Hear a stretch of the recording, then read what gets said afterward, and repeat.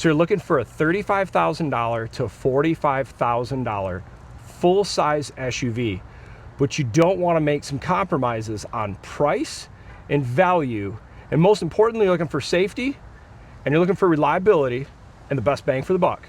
I want to show you guys an option you might want to consider based on my recommendation over the last 80,000 miles. Hey guys, Barry at CTech-review. I want to take you guys through what has worked well for me and my family over the last 80,000 miles. Let's do this.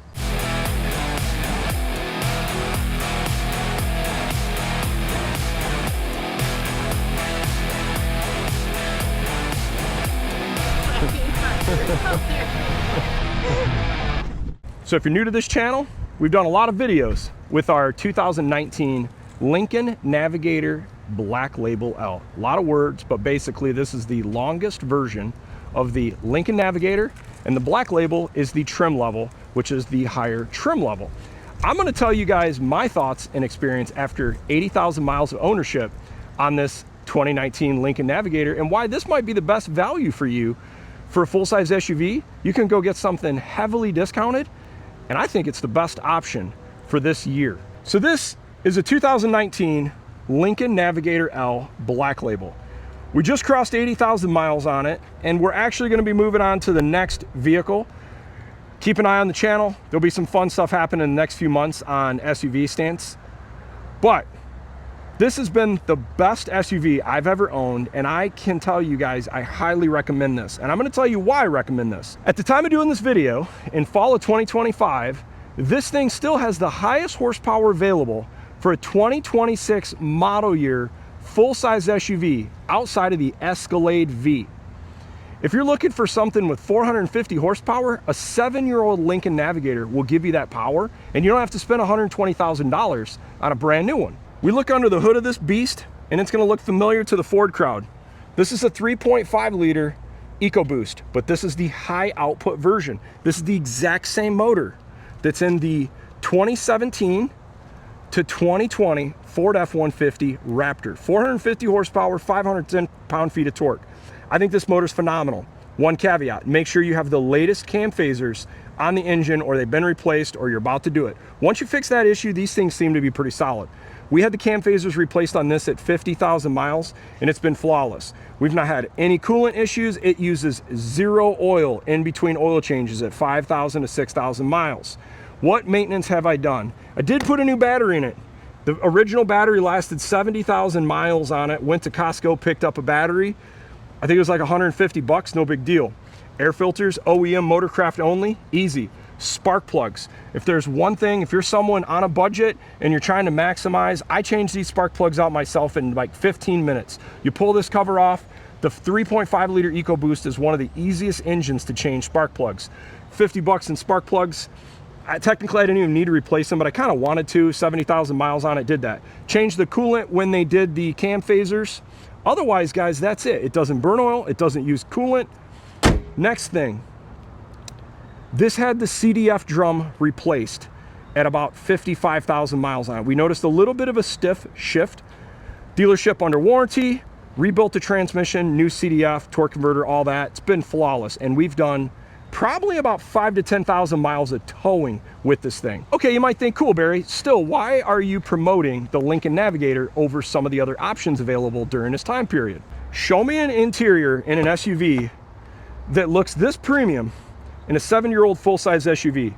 These active motion seats are incredible. Still to this day, in a 2019, at the time of doing this video, I think this is still better than anything out available in the market. Comfort, cushioning, how it's holding up. I mean, guys, 80,000 miles, and these seats look perfect. No stitching coming out. The bolstering's not breaking down. Look at the interior. If you go across the dash on this thing, everything is holding up phenomenal. The suede on the roof, everything, all the lights work, even the lights in the light buckles. This is a really cool option. The light buckles light up on this thing. What is a reason why I would promote this over an Expedition? Technically, the Navigator and Expedition during this time period, it's the same vehicle. I'm going to tell you why I would recommend this over an Expedition. A lot of reasons. Number one, this interior. You're not going to get this interior. This entire door is soft touch. Guess what, guys? I believe this is the only full soft touch door. In 2026, you can't even get a new Navigator that's still soft touch all the way down here. The speakers in this thing, everything in this as far as availability, just the little things, like the little Lincoln emblem on the side of the seat, just really cool. Now let's just see what this looks like when you start it up. Real nice display. I've never had one issue with this display. A lot of customization. Has a ton of drive modes. You can go through all that. I got a lot of videos on this. Got a 360 camera, not huge, but it is a 360 camera and it works really well. Still has integrated brake controller and Pro Steer Assist if you need that. Adaptive cruise control. It's got a lane keeping. You can't get this on a Expedition at this time frame. Paddle shifters, very cool. Interior, you got lots of storage. Nice little things like this for kids in the back seat. You can see lighting. Good storage in here. I mean, it's just a really nice vehicle. Check out this second row. Show you another reason why I like it. Once again, all full soft touch door. Look at these seats, guys. These captain seats, back 7-year-old SUV, they're phenomenal. Here's the other reason I like the Ford and Lincoln SUVs more than any other SUV during its time period is right here. Pull this latch right here. You got a kid's car seat attached? No problem. You can move this out of the way and get someone in the third row. Plus, look at the flooring. When these seats go down, this entire interior goes completely flat. You can't do that on several of the full-size SUVs, or they have a huge hump in the floor during that time period. Other thing that's cool about the Navigator during this time period, you don't have to get a huge center console here. So if you got kids in car seats and you want to get someone in the back row, you can flow through. Kids can easily go in and out. Second row heated seats. Got a little cup holder here. Got USB, 12 volt, and 110. And you got your audio controls. Plus, guys, as I mentioned, I cannot oversell this enough. These seats are incredible. It feels like something you'd see in a business class of a 747. These seats are just phenomenal. Big panoramic sunroof, real nice holders from up here. Just a really nice interior, all interior LED lighting. We go to the back area. This is another cool thing. The mat on this thing is reversible. So you got kind of a all-weather side on this side. Plus, look at the storage underneath here. A ton of storage. You got your jack for storage. More storage on the side, more storage on the side, USBs on the side, 12 volt on the side. You can flip down second and third row. Not many full-size SUVs that do this during this era. Plus, these buttons can also go right back up as well. Very cool. Also, third row is reclining. Next thing I like about this, of why I would go this over a Expedition. At this price point, you'd have to get a Platinum and you'd have to get a loaded Platinum in an Expedition to compete on price and options to a Navigator to get power step running boards. By the way, guys, these original running boards still working, both sides. Original rims holding up. Suspension, this is a big deal on the Navigator. The suspension has CCD dampeners, which is an electronically controlled shock, kind of like MagneRide if you're not familiar with that. So what's cool is you can change how the suspension feels based on the drive modes. Other thing that's really cool, projector LED headlights, plus these really cool sweeping LED lights. I'll show you what this looks like at night. The exterior presence on this vehicle is second to nothing. Plus, I don't know if you can see this, guys, in the window, but this window's got that, I forgot what they call this. It's like a purplish tint. And the whole theory, I think it's like a UV type of protectant. It just looks really nice and premium. Just the exterior finishes on this vehicle, guys, is phenomenal. Everything still works. All the exterior lights work. I've not had any issue with the brakes, the ABS, transmission, engine, phenomenal. Literally, this has been one of the nicest vehicles I'd owned. The black label, if you're not familiar with the black label, how you can tell is this black emblems right here. You're gonna get a little bit different interior. You get the black label entrance here. The seating colors, basically when you order or pick a black label, there's only basically like 3 options. Interior coloring, or what they call theme. And now some of the newer ones don't come with the integrated brake controller, but back when this came out, there was no options because it came with every single option. You just had basically interior theme coloring. Another cool thing, guys, so these seats right here, this is a headrest adjustment. Kind of cool. There's so much adjustability. You can even check these seats out. I'm pulling these things in. Now I'll pull them out. Every seat adjustment on this thing still works, and it's never been replaced. Nothing has failed. Heated steering wheel, cooled seats work good. They're not loud, they're not noisy. Goes down the road really, really nicely.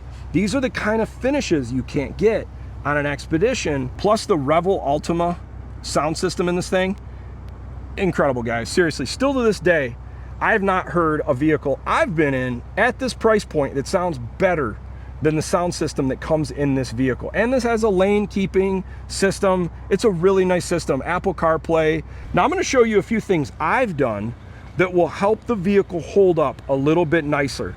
First thing I'm going to show you guys right here on the front. I don't know if you can see this line that goes across the hood. This entire front end has had PPF, paint protection film, over the entire front end. And basically what it does is protect from rock chips, and that has a huge impact on keeping this front end looking really, really nice. And it's worked great. Secondly, see these mud flaps right here?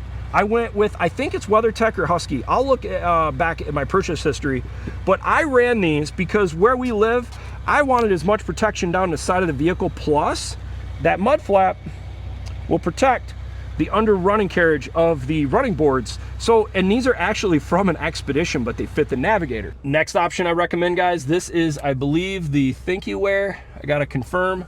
The ThinkUware, I'll figure out which model it is. I think it's the 4K UHD. I'll put all this information down in the description.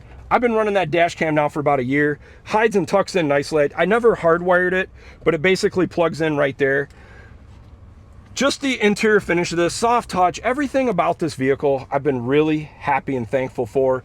We still got both original keys. Like I said, everything works in this thing. The other reason why I'm a big proponent of trying to pick up a used full-size SUV, specifically, let's say prior to 2020, pre-COVID built. Guys, there is something to this.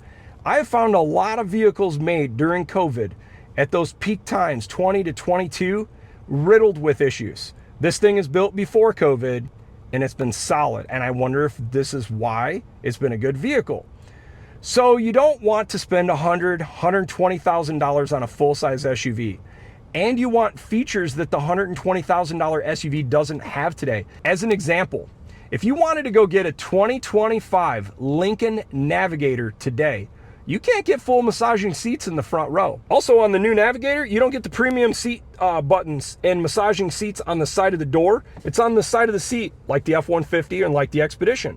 Another thing you don't get, the premium Lincoln key fobs. Sounds silly, right? But they went to the Ford off-the-shelf key fob. And this key fob, I think it looks cooler. Plus, this key fob gives you an indicator on it that lets you know if the function was performed correctly. The new Lincoln Navigator doesn't give you that. Still a nice vehicle, but I have a hard time, I struggle with the fact that a brand new $125,000 Lincoln Navigator Black Label L doesn't come with the same key fob as it did, which was nicer back then. The massaging seats and all the seat controls on the side of the door. Doesn't have full massaging seats. It doesn't even have the Lincoln engine cover on the top of the engine anymore. Even though this system might look extremely electronically focused, the new vehicles are way worse. See all these buttons on the side of the steering wheel? They're gone for 2025. This is like a mouse pad on the side. So you have to scroll your thumb and go through a screen up here. See all these buttons here, guys, for 2025? They're gone. It's all in a touchscreen. See this right here? You want to adjust your vent controls and just move the air up and down? You can't do that on a new Lincoln Navigator. You got to go through a screen and move your fingers to the direction. I think it's overly complicated. Not a fan of it. I just think this might be the end of the era of premium full-size SUVs because I don't see any of the new full-size SUVs that have this level of niceness yet. So my favorite features of this thing has been the ride comfort going down the road, phenomenal. This thing cruises across the country. We've done lots of road trips. It's been amazing. Fuel economy, awesome. When we do our road trips, we get anywhere between 19 and 23 miles per gallon in a big full-size SUV. Power and towing. We've towed 5,000-pound travel trailers all the way up to 8,500-pound travel trailers, and the stability on this very much mimics a full-size 1,500 pickup truck. And the power, it's there. It's got tons of power. Maintenance, easy. It's like an F-150. It's not any harder than a standard F-150. In fact, a lot of Ford dealerships will service Lincoln Navigators. I like that. Next big thing for us, the body construction on these things. I believe a lot of these are aluminum. If not full aluminum on the body, a majority of aluminum. So living in a Rust Belt Midwestern climate, you don't have to worry about the body rusting. 5-star crash rating and an E-coated frame. The frame underneath this thing looks phenomenal and it's held up from 7 years of winter use. Now, the trick to getting one of these things and it holding up and looking as nice as one of these, This is my recommendation. Try to find one with a clean Carfax. Be careful of ones that have been in accidents, or maybe they came from outside of the country. Try to find one that's under warranty still, and if there's some warranty left over, you might be able to add additional warranty. I think it's worth it with how expensive all these new powertrains and electronics and everything is. I recommend trying to get one under warranty. The other thing, I was trying to find one with a maintenance history where the person that owned it prior to us had a great maintenance history. They're changing oil every 8,000 miles. Only maintenance we've done to this thing, spark plugs. I did change the transfer case fluid, rear differential fluid, front differential fluid, coolant, spark plugs, air filter, cabin air filter.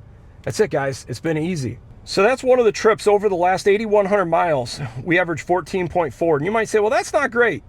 Of those 8,100 miles, probably 2,000 miles of them are towing enclosed trailers, getting 8 to 10 miles per gallon. That's another feature, heads-up display. So would I recommend a 2019 Lincoln Navigator? I would, based on my experience. I've been really impressed.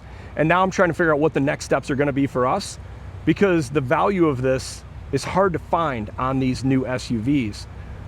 Try to pick up one of these. They don't cost that much more money than a standard Expedition, and you're going to get a lot of nice creature comforts. Hey guys, let me know what your thoughts are on this thing. Maybe there's a better SUV you like out there. Leave your comments down below. Thanks for watching.